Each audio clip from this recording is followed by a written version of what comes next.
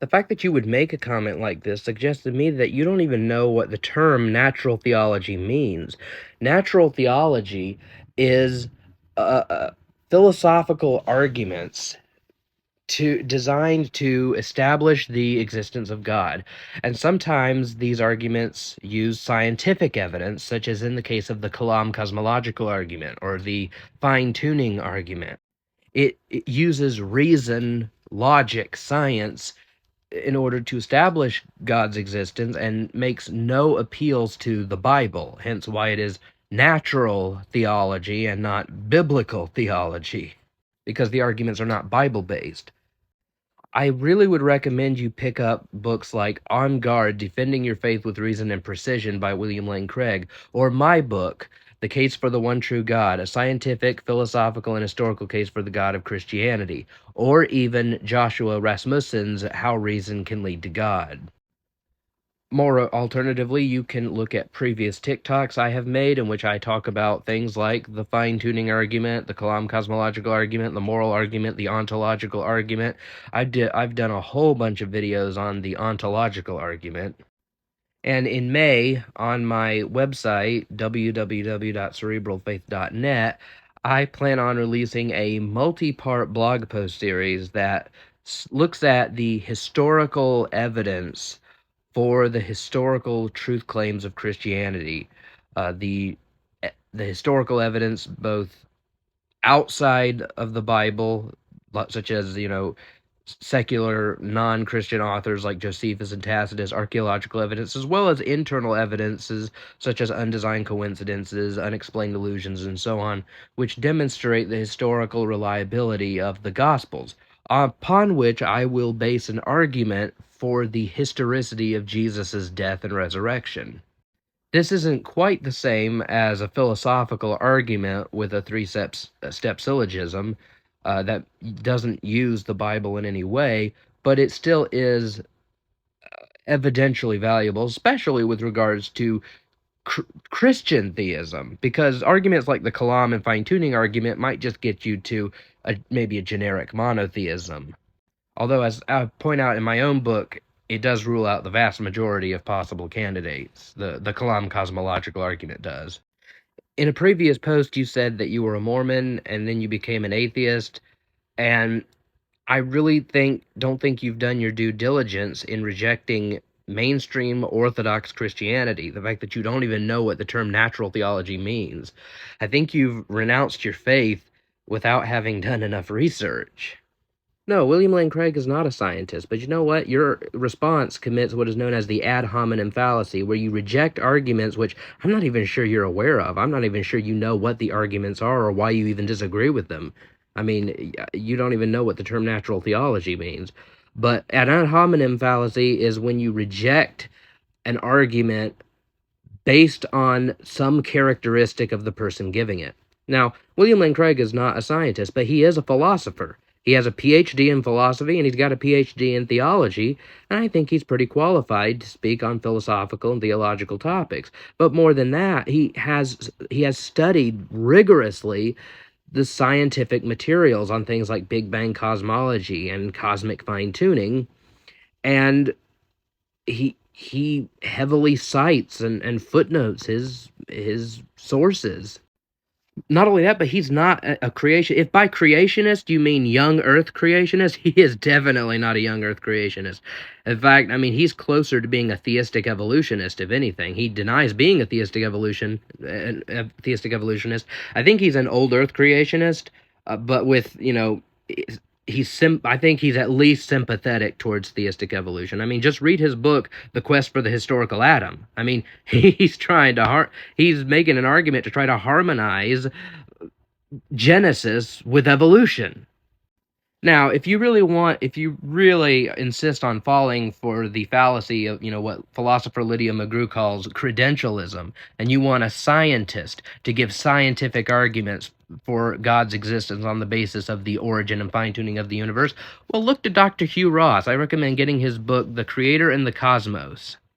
You can also get his book, Improbable Planet. Why the universe is the way it is also a good one, although I don't agree with all of the biblical interpretive stuff in why the universe is the way it is, but I agree with a lot of it. I think it's a good source.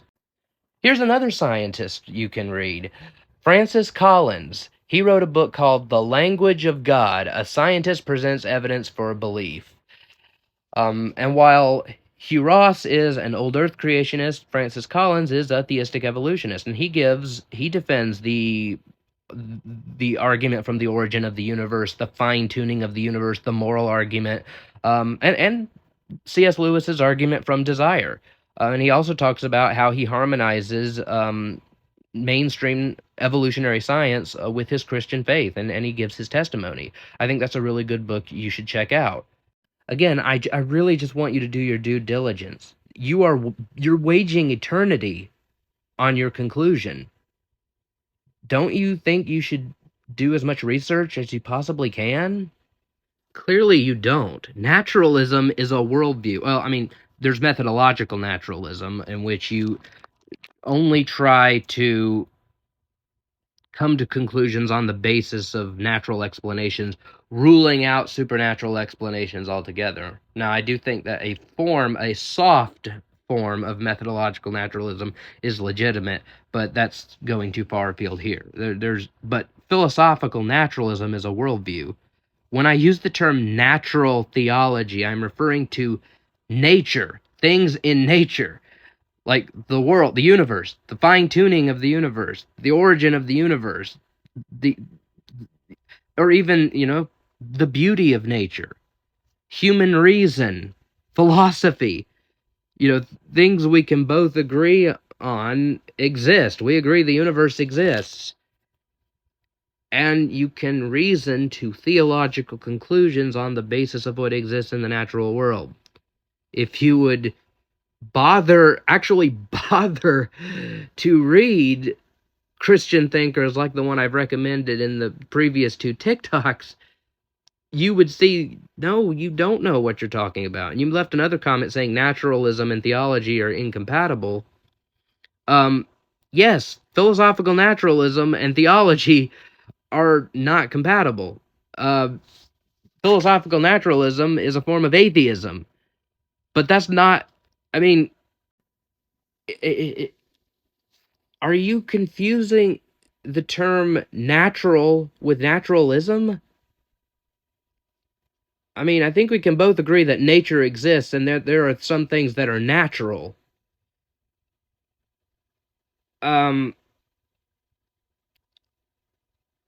just really think you have not done enough reading. I think you quite rightly became disenchanted with Mormonism. You became an atheist, and then you just stopped there. You didn't do any. You saw, and Mormonism is ludicrous. I like to call it. I like to call it Star Wars with Bible characters. But please look into the claims of Orthodox Christianity from, Christian thinkers like William Lane Craig, Hugh Ross, Joshua Rasmussen. Look at my content on cerebralfaith.net. Look at the works of Lydia McGrew and Eric Manning and Craig Blomberg on the historical reliability of the Gospels. Maybe even just get Lee Strobel's Case 4 series. You just don't know what you're talking about. I just have one question for you.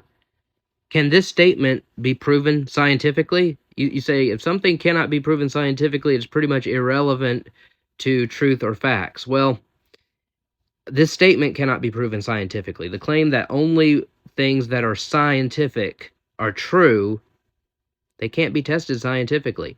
Put the statement, only science can tell you the truth, under a test tube. Put it in a beaker. Run some experiments on it. See what you get. You can't do that. This is a philosophical statement.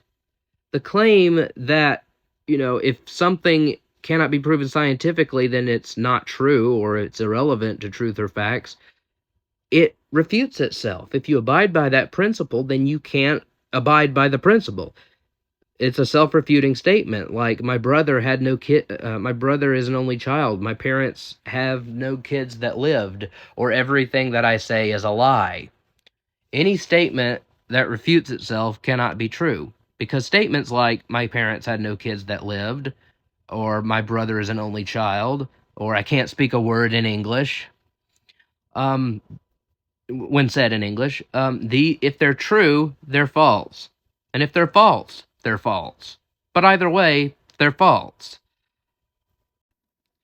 Scientism, which is the name that philosophers label to the kind of thinking that you're endorsing here, is just logically self-refuting and untenable. There are other sources of knowledge besides science.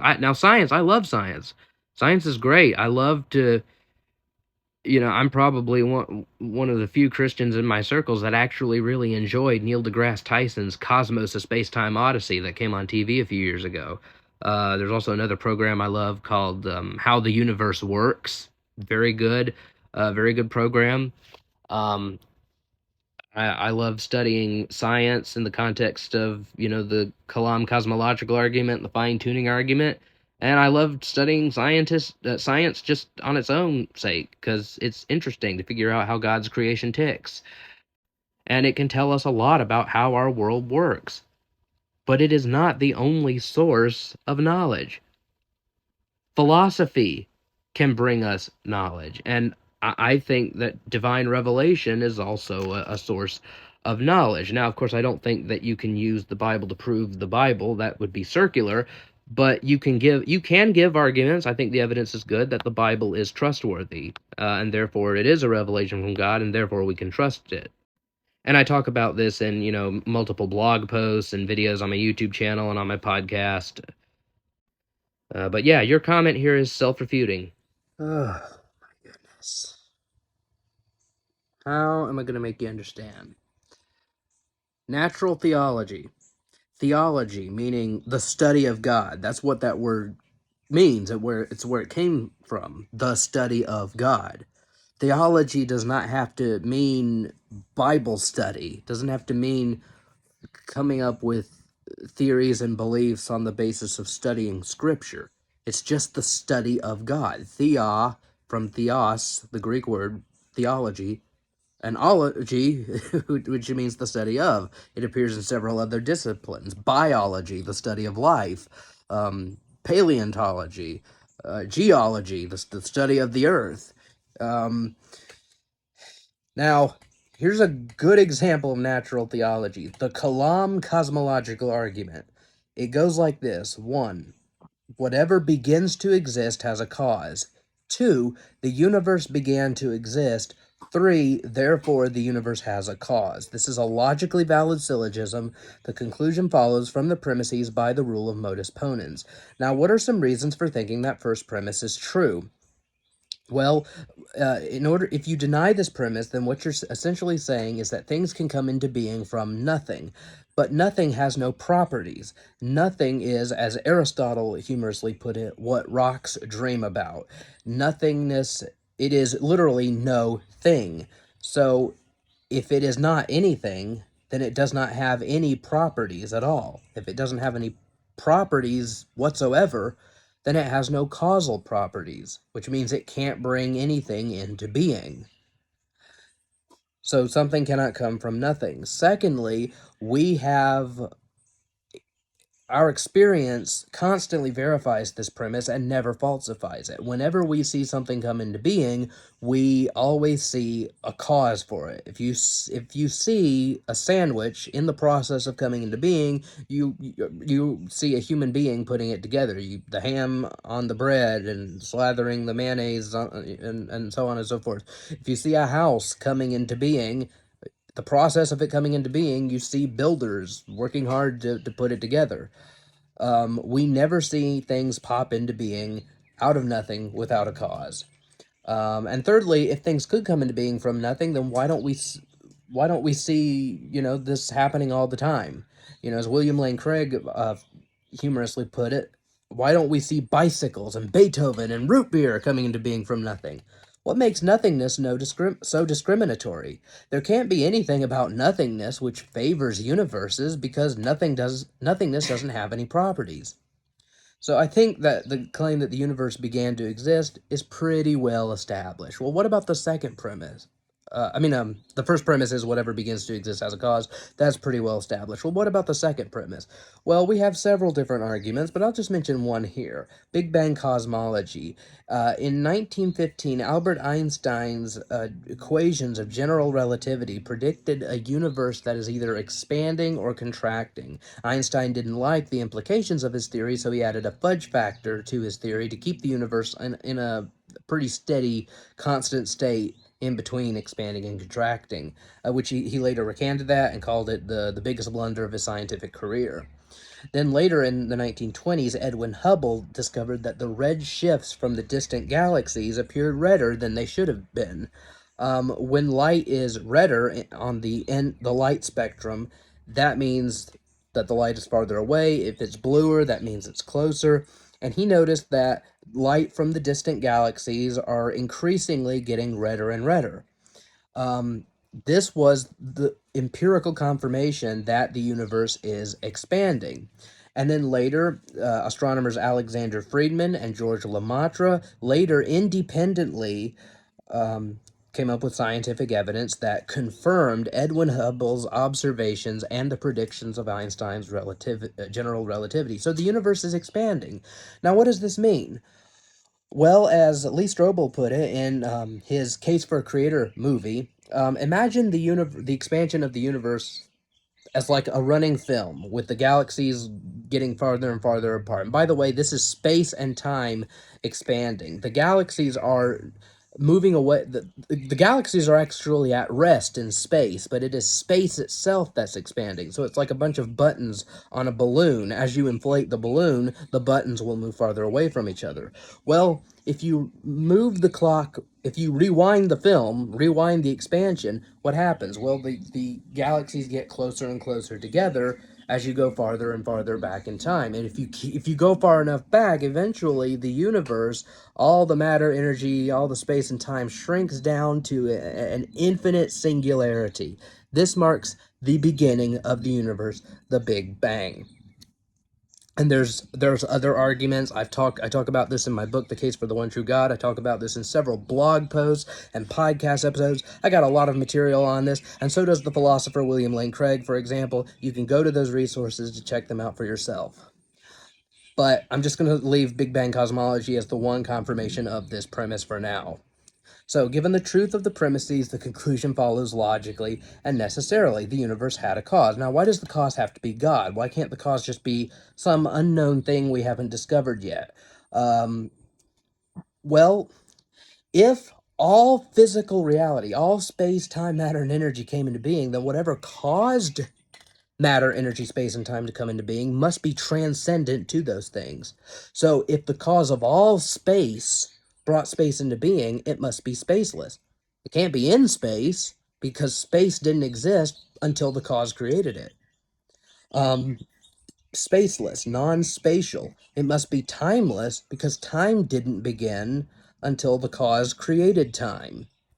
It must be immaterial because things made of matter occupy spatial dimensions. They have height and width.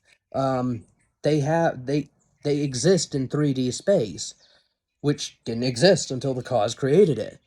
So the cause cannot be made of matter because there's no spatial dimensions for this material cause to exist in.